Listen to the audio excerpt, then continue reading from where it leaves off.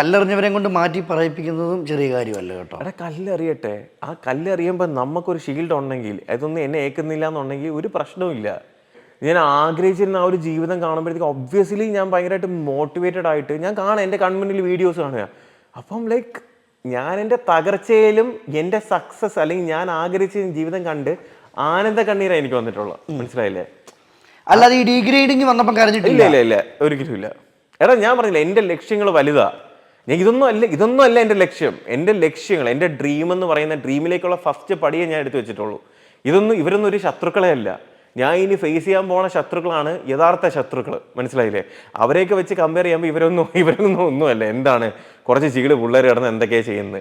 സാധാരണ ഞാൻ ചില സമയത്തൊക്കെ എൻജോയ് ചെയ്യാം എന്തെങ്കിലുമൊക്കെ ചെയ്യട്ടെ. ഇവർ ചെയ്യുമ്പോൾ എന്നെ അഫക്റ്റ് ചെയ്യുന്നില്ലടേ.